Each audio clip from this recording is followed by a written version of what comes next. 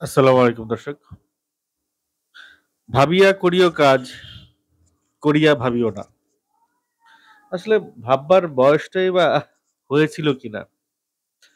বয়স তো মাত্র তখন ২১, ২০-২১ বছর বয়স। আজকে সামিরার সংসার জীবন নিয়ে একটু আপনাদের সঙ্গে কথা বলব। লোকে বলে সংসার সুখের হয় রমণীর গুণে। আমি বলি সংসার সুখের হয় বউ যদি মা থেকে আলাদা হয়। বউ যদি নিজের মা থেকে আলাদা হয়। মেয়েরা বিয়ের পরে মায়ের থেকে আলাদাই হয়, বাপ-মা থেকে আলাদাই হয়। এটা হচ্ছে শারীরিকভাবে আলাদা হয়। কিন্তু মেন্টালি তারা আলাদা হইতে পারে না। আপনারা যারা ম্যারিড লাইফ লিড করছেন, তারা একটু দেখবেন খেয়াল করে। এটা সবসময় সব পুরুষরা খেয়াল করে না। আজকে হঠাৎ সামিরের এই কনটেন্টটা বানাতে বসে আমারই মনে হচ্ছে যে হ্যাঁ, আমি নিজেও তো কখনো এইভাবে খেয়াল করি নাই। তার আগে আমি ছোট্ট একটা এক্সাম্পল দেই। মানে আমার লাইফের ছোট্ট একটা ঘটনা আপনাদেরকে বলতে চাই। আমি ম্যারিড। আমি বিয়ে করার পরে আমার ওয়াইফ ১ম দিন থেকেই প্রচন্ড মন খারাপ তার। তো ওয়াইফের মন ভালো করার জন্যে আমি আমার ওয়াইফকে তার মায়ের বাড়ি নিয়ে যেতাম। প্রতি সপ্তাহে ২-৩ দিন পর, পরই নিয়ে যেতাম। ঘুরায় নিয়ে আসতাম। কিন্তু এইটা আমার বাবা-মা পছন্দ করত না। আমার বাবা-মার কথা হলো বিয়ে করছে, এখন স্বামীর বাড়িই তার সব। ওই বাড়ি থেকে তাকে ডিটাচড হইতে হবে, শিখতে হবে। এভাবে ঘন, ঘন যাইলে তাইলে ওর বাড়ি থেকে সে আলাদা হইতে পারবে না। তাকে ডিটাচড করে ফেলতে হবে। তো এইজন্য দেখবেন যে আগের দিনে মানুষ দূরে, দূরে বিয়ে করত। চাইলেই মেয়ে বাবার বাড়ি যাইতে পারত না। আমি আবার বিয়ে করছি আমার পাশের গলিতে। সো চাইলেই আমার স্ত্রী বাবার বাড়িতে যেতেই পারে। তারপরেও আমার মায়ের খুব আক্ষেপ ছিল কেন এত ঘন, ঘন যাবে? তো আমরা যারা একটু এডুকেটেড, যারা একটু এই সময়ের, এই জেনারেশনের তারা মনে করি কি যে গেলে সমস্যা কোথায়? যাক না। একদিনে তো সব হবে না। হুট করে তো আর ডিটাচ করা যায় না। এতদিন একসঙ্গে একটা পরিবার থেকে বড় হয়ে বিলং হয়ে আসছে, বড় হয়ে আসছে, বেড়ে উঠেছে। সেই পরিবার থেকে একদিনেই আলাদা করা তো সম্ভব না। আস্তে, আস্তে আলাদা হবে। তো ওই বিষয়টাই আসলে সামিরার সঙ্গে কতটুক ঘটেছে, সেটাই এখন আপনাদের সঙ্গে একটু আলাপ করতে চাই। দেখেন সালমান শাহর সংসার জীবন আমার দেখা হয় নাই। সামিরা, সালমান শাহ দুজনে কিভাবে সংসার করতো আমি জানি না। তবে সালমান শাহর মারা যাবার পরে সামিরার ইন্টারভিউজ থেকে কিছু তথ্য পেয়েছি, যেই তথ্য মতে এবং নীলা চৌধুরীর ইন্টারভিউজ থেকে কিছু তথ্য পেয়েছি, সেই তথ্য মতে এবং দেবী গাফফার, রাজীব এবং তার আশেপাশের অনেকে যারা ছিলেন সাংবাদিক, বন্ধু, পরিজন তাদের ইন্টারভিউ থেকে আমরা অল্প বিস্তর সালমান এবং সামিরার সংসার জীবন সম্পর্কে জেনেছি। এবং এই ইন্টারভিউ গুলো থেকে যতটুকু জেনেছি তাতে কয়েকটা জিনিস খুব আ হাইলাইট করা যায়। একটা জিনিস হলো গিয়ে তাদের মধ্যে প্রায়ই বিচার-আচার হইতো। দেখেন ইয়াং বয়সের ২ টা ছেলে-মেয়ে যখন বিয়ে করবে, ইম্যাচিউর কিন্তু তারা। প্রপার ম্যাচিউর না হাসব্যান্ড ওয়াইফ হিসেবে। তখন তাদের মধ্যে খুঁটিনাটি ঝগড়া বিবাদ লাগবেই। এবং সেটা নিয়ে তারা সম্পর্কে পর্যন্ত চলে যাবে। ছাড়াছাড়ি পর্যন্ত চলে যাবে। তখন মুরব্বিরা এসে তাদের নিয়ে বিচার করবে। বলবে যে, "এগুলা আস্তে, আস্তে ঠিক হয়ে যাবে। মেনে নাও বাবা। দেখো সামনে আগাও।" এবং একটা জিনিস হইতো সেই সময় যে, বেশি ঝগড়া হইলে বলত, "একটা বাচ্চা নিয়ে নাও।" এই জিনিসটা সবাই বলত। ওই সময়ের কথা বলছি। যে সময় YouTube ছিল না, Facebook ছিল না, TikTok ছিল না। তাই না? ইন্টারনেট অতটা ফেমাস ছিল না। তো সেই সময় যখন এই অবস্থা, তখন সামিরা আর সালমানের সংসারের যে বিষয়গুলো আমি হাইলাইট করতে চাইছি, তাদের মধ্যে ঝগড়া হইতো। সালমানকে ছেড়ে সামিরা থাকতে পারত। কিন্তু সামিরাকে ছেড়ে সালমান থাকতে পারত না। এটা সামিরার কথাতেই প্রকাশ পায় যে সালমানের উপর রাগ করে সামিরা ২.৫ মাস চিটাগং গিয়েছিল। এই ২.৫ মাস সালমান ঠিকমতো শুটিং করে নাই, ঠিকমতো শুটিং সেটে যায় নাই, ঠিকমতো খাওয়া-দাওয়া করে নাই, নেশাদ্রব্য নিয়েছে। তারপরে বিছানায় শয় নাই। সামিরা নাই তাই সামিরার বিছানায় শয় নাই, নিচে শুয়েছে। সামিরা যেভাবে তার বিছানা বা কাপড়-চোপড় রেখে গেছে ঠিক সেরকমই রেখেছে। ওই ঘরে কাউকে ঢুকতে দেয় নাই। সামিরার এই বক্তব্য থেকে স্পষ্ট বোঝা যায় যে সামিরা যদি সালমান যদি মারা না গিয়ে সামিরা মারা যাইত, তাহলে সালমান কিন্তু এতদিন সিঙ্গেলই থাকতো। সামিরার শোক সালমান কাটায় উঠতে পারত না। সামিরাকে ছাড়া সালমান থাকতে পারে না, থাকতে পারত না, হয়তো পাগলই হয়ে যাইত। এইখানেই কিন্তু প্রকাশ পায় যে সামিরা ততটা ভালোবাসা সালমানকে দিতে পারে নাই, যতটা ভালোবাসা সালমান সামিরাকে দিতে পেরেছে। নীলা চৌধুরীর এক ইন্টারভিউতে জেনেছি যে হুট করে সালমান একদিন একটা মেয়েকে নিয়ে আসছে, বিয়ে করে ফেলছে। নীলা চৌধুরী তার হাজবেন্ডকে বুঝাইছে, তারা তিনজন একসঙ্গে সালমান যে কাজটা করে ফেলছে এই কাজটার জন্য তারা তিনজন একসঙ্গে তিনজন তিনজনকে জড়িয়ে ধরে কাঁদছে। কথাটা এরকমই, যার কারণ একটা ছেলে, বাড়ির প্রথম ছেলে, তাকে নিয়ে বাবা মার একটা স্বপ্ন থাকে। ছেলেটার জীবনের সবচেয়ে বড় যে ইভেন্ট তার বিয়ে, সবচেয়ে বড় ইভেন্ট তার বিয়ে। সেই বিয়ে নিয়ে প্রত্যেকটা বাবা মার একটা স্বপ্ন থাকে। ধাম করে বিয়েটা করে ফেললে না সেই স্বপ্নটা চূর্মমাঙুল করে ভেঙে যায়। তারপরে শঙ্কা কাজ করে বাবা মায়ের মনে যে ছেলে যে সিদ্ধান্ত নিল সেই সিদ্ধান্ত কি সঠিক? ছেলে যে মেয়েটাকে পছন্দ করলো সেই মেয়েটা কি ছেলের জন্য পারফেক্ট? ছেলে যে পরিবারে বিয়ে করলো সেই পরিবারটা কি আমার ছেলেটাকে সুখে শান্তিতে থাকতে দিবে? আরো অনেক চিন্তা ভাবনা আসে বাবা মায়ের মাথায়। তো বিয়ে যখন করেই ফেলেছে তখন মেনে নেয়া ছাড়া আর কোনো উপায় থাকে না। মেনে তো নিয়েছিলেন, নীলা চৌধুরীর পরিবার মেনে নিয়েছিলেন, কিন্তু সামিরার ইন্টারভিউসে জানা যায় যে সামিরার পরিবার এটা কখনোই মানতে চায় নাই। এবং এই যে ২.৫ মাস সামিরা চিটাগং গিয়ে বসেছিল, সামিরার মা লুসি বা সামিরার বাবা কি সামিরাকে বুঝিয়ে শুনিয়ে সালমানের কাছে নিয়ে আসতে পারলো না? কেন আনলো না? পয়েন্ট আমার এখানেই যে ওই যে সংসার সুখের হয় যদি বউ তার নিজের মায়ের সঙ্গে সম্পর্কটা শেষ করতে পারে। সম্পর্ক শেষ করা বলতে এই অর্থে বোঝাচ্ছি যে বউয়ের সংসার বউ করবে আর মায়ের সংসার মা করবে। বউয়ের সংসারে মা যেন নাক না ঢুকায়। কারণ বউয়ের সংসারে যদি মা নাক গলায় তাহলে সে তো জানছে না এই সংসারে আসলে কি হচ্ছে। ধরেন আপনি আপনি যেখানে আছেন ওখানে বসে আপনি আপনার একটা ফ্যাক্টরি চালাবেন। যে ফ্যাক্টরিটা দূরে কোথাও আছে। সেখানে আপনি জানেন না কোন শ্রমিকটার কি আচরণ, কোন শ্রমিকটার আসলেই পেটে ব্যথা কিনা, কোন শ্রমিকটা আসলেই ফাঁকি দিচ্ছে কিনা। আপনি একজনের উপরে ভিত্তি করে পুরো ওই ফ্যাক্টরির যাচাই বাছাই করছেন, আপনি সেখানে যাচ্ছেন না। তো সেই একজন শুধু নিজের কথাই বলছে, না ফ্যাক্টরির অন্যান্য মানুষের কথা বলছে, শুধু নিজের অভিমানের কথা বলছে, না অন্যান্য মানুষের সুখ দুঃখের কথা বলছে, সেটা আপনি বুঝতে পারছেন না। তো আপনাকে যদি মেয়ের সংসারে নাক গলাইতেই হয় তাহলে আপনাকে মেয়ের সংসারে গিয়ে আগে থাকতে হবে, বুঝতে হবে, পরিবেশটা দেখতে হবে। আর যেই ব্যক্তি নিজের সংসার ফেলে মেয়ের সংসারে গিয়ে পড়ে থাকে সে না পারবে নিজের সংসার সামলাইতে, না পারবে মেয়ের সংসার সামলাইতে। অতএব মেয়ের সংসার মেয়েকেই সামলাইতে হবে। এখন কথা হচ্ছে গিয়ে যে অনেক মা মনে করেন যে মেয়ে ম্যাচিউর হয় নাই, সংসার চালানোর মতো তার বয়স হয় নাই, তাই মেয়েকে সংসারই করবার জন্য মেয়েকে পরামর্শ দিতে হবে, তাইলে মেয়ে খুব ভালোভাবে সংসার করতে পারবে।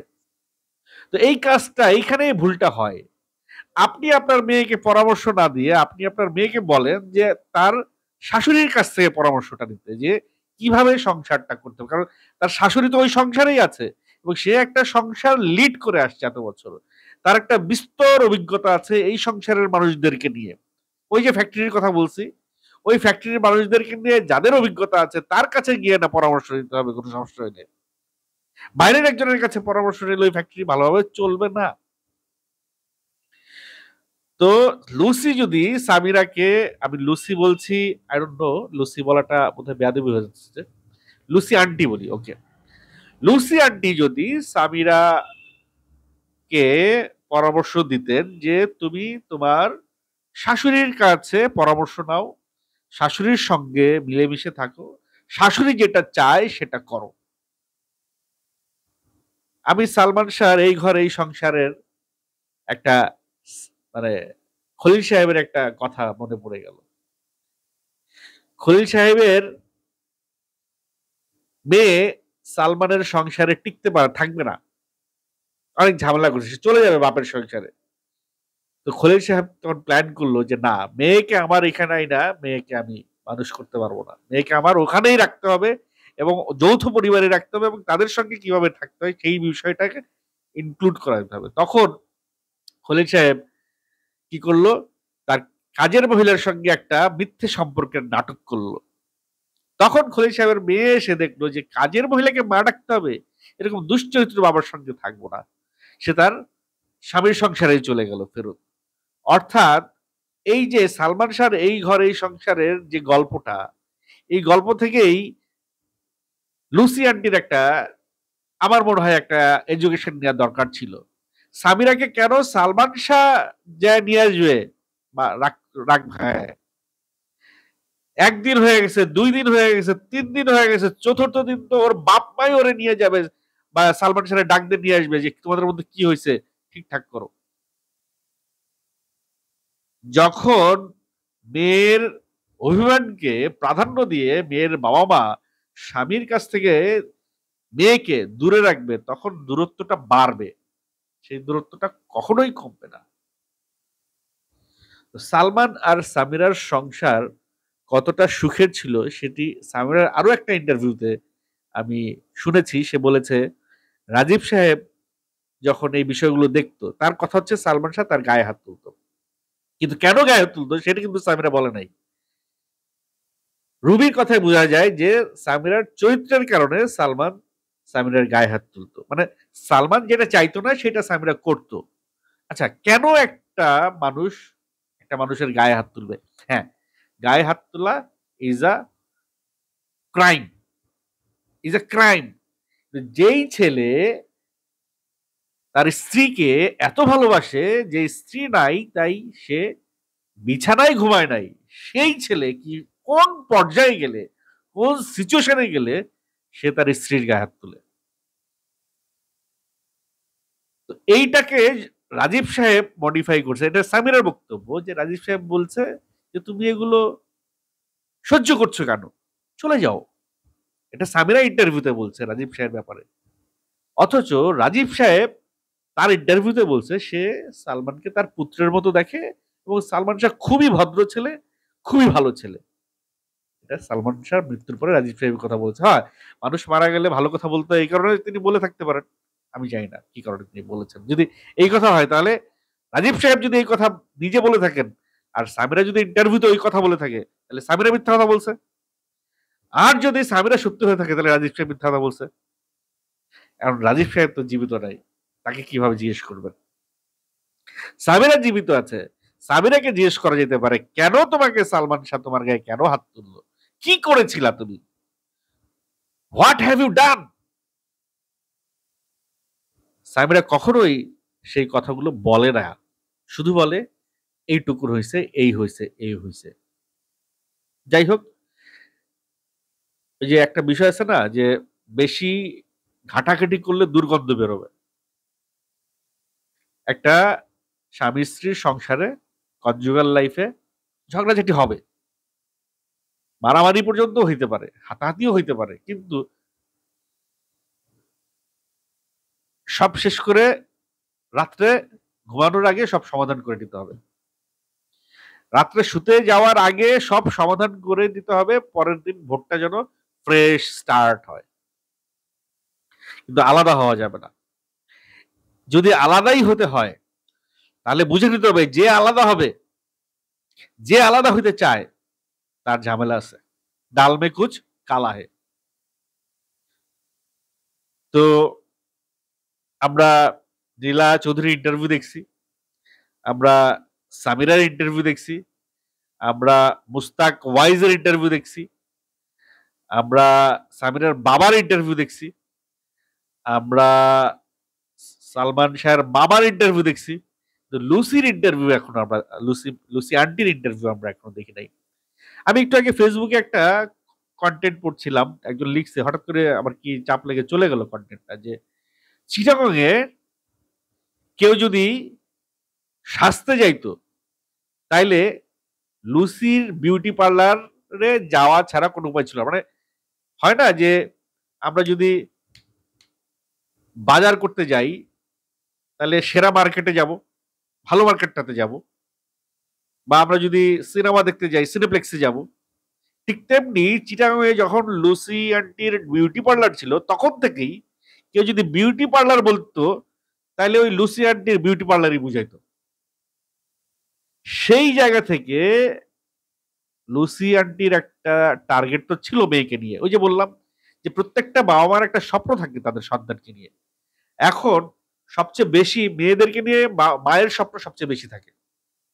আপনারা দেখবেন যে আমাদের দেশে যে কজন নায়িকা হয়েছে, আমাদের দেশে বিশেষ করে প্রত্যেকটা নায়িকার মা on set, on outdoor, on কি বলে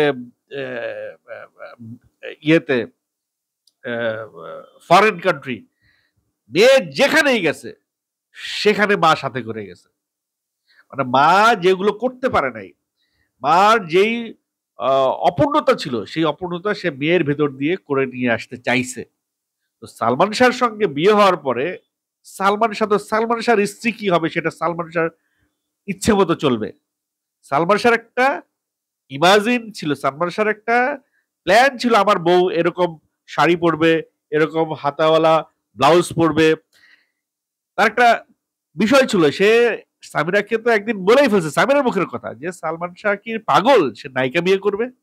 অর্থাৎ নায়িকা ম্যাটেরিয়াল সালমান শাহ বউ হিসেবে কখনোই মানে মানতে রাজি না।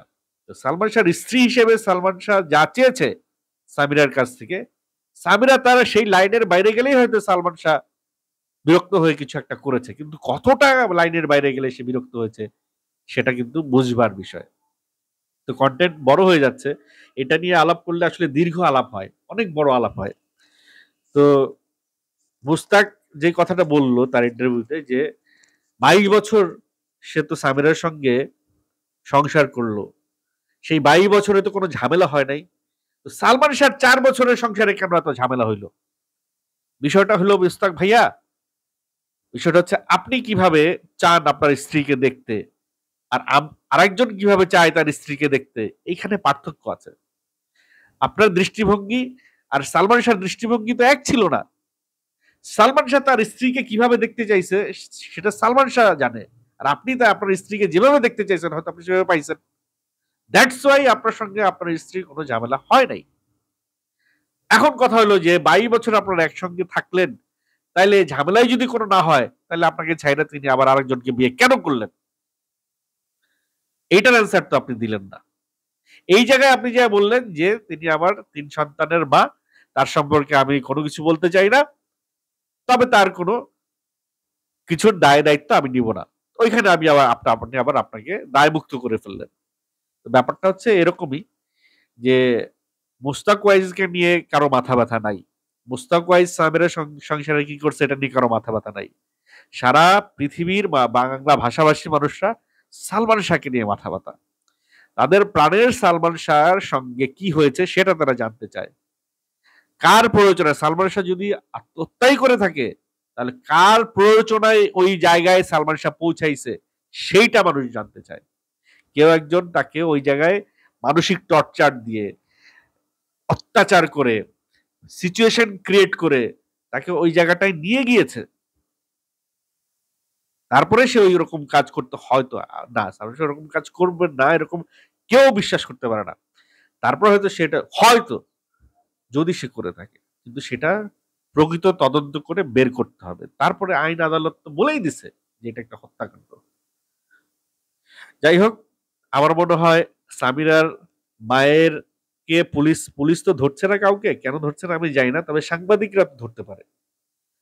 সাংবাদিকরা একটু লুসি আন্টির একটা ইন্টারভিউ খুব ডিমান্ড করে এই মুহূর্তে।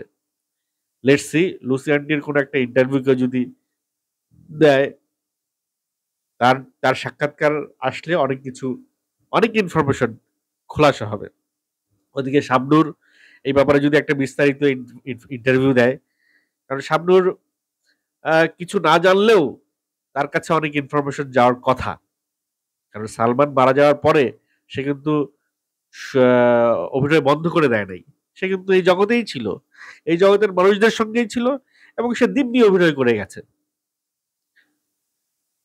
তার সঙ্গে সালমানের যে জুটি, একটা অমর জুটি হওয়ার কথা ছিল, সেই জুটি ভেঙে যাওয়ার পরে সালমান শাহ, আরো একটা মজার বিষয় আমি আপনার খেয়াল করে দেখলাম যে সালমান শাহর সঙ্গে যারা যারা ছিল তাদের প্রত্যেকের ক্যারিয়ার শেষ, প্রত্যেকের ক্যারিয়ার শেষ, কিন্তু সামিরা আর শাবনূরের ক্যারিয়ার শেষ হয়নি। সামিরা খুব ভালো ছিল, শাবনূরও খুব ভালো ছিল, তারা দুইজন কিন্তু ঠিক ছিল তাদের জায়গায়। বাকি সবার ক্যারিয়ার কিন্তু ধ্বংস হয়ে গেল। ডনের ক্যারিয়ার শেষ, সেই সালমানের একজন ডান্স ডিরেক্টর ছিল, সে পাগল হয়ে গেল। তারপরে সালমানের যারা বন্ধু ছিল তাদের খুঁজে পাওয়া যাচ্ছে না, তারা লাপাত্তা। এরকম সালমান শাহর আশেপাশে যারা যারা ছিল তারা ম্যাক্সিমাম, সালমান শাহর ডিরেক্টররা পর্যন্ত ভ্যানিশ হয়ে গেল। তাদের হাতে কোনো আর ছবি নাই, অনেকে নতুন করে ছবিই করতে পারলো না। তো সেই জায়গায় শাবনূর কিন্তু ঠিকই এগিয়ে গেছে, সাবিরাও কিন্তু ঠিকই এগিয়ে গেছে, কারণ লক্ষ্য তাদের অটুট ছিল। তাদের লক্ষ্য তারা জানতো তারা কি করবে, তারা তাদের লক্ষ্যে অটুট ছিল, তাদের স্বপ্ন তারা ঠিকই পূরণ করেছে। যাই হোক, সংসার সুখের হয় রমণীর গুণে, কথাটা যেমন সত্য, তেমনি সংসার সুখের হতে হলে সেই রমণীকে তার মায়ের